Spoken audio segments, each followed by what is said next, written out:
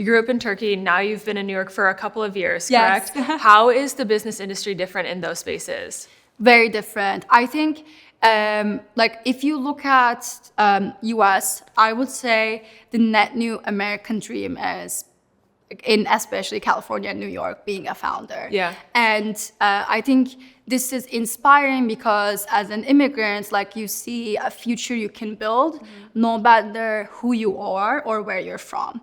And I think like I'm so like glad I'm from Turkey because I was able to see opportunities and problems I want to solve and was able to be exposed to the stories from ground up. Like I never had to. There's the two startup founder funnels. Either you read stories and solve for someone, or you solve for yourself. I feel like I was always lucky to solve problems for myself, so I can solve it faster, and that's what I'm like grateful for. But I think US is still the center of the world for building your startup and making your dream come true in like for like tech, especially fintech. Yeah, and you've raised around $11 million, correct? Yes. What has that journey looked like, and has that been different since you've been in the States, or what has that kind of trajectory looked like for Calder? Yeah, so I was in Berkeley before. I studied there. So I had a couple years in US before I started my company, and the last year of Berkeley, I like essentially started it. I would say that.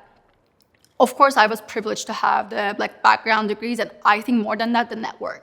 Like the reason I saw like that I want to be a founder in myself is because the moment I was in as a freshman in Berkeley, people start dropping out and building companies, and I'm like, no, I want to be one of them. Yeah. And I think I have the great ideas, and that's kind of started pushing me to try. And there's so many stories that people don't know. Like I actually started a company and like exited it and failed so many times before Calder, and those were kind of trials, right? And even in Calder, we are so we are so happy with our lead investor who and our partner there is the one who built United Mileage Plus like today, and he built the backend for it. So like we have the perfect people on around the table now.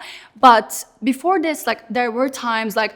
Again, I like bootstrapped Calder for 6 months, like started like trying to get the traction and customers and being in front of like the right people.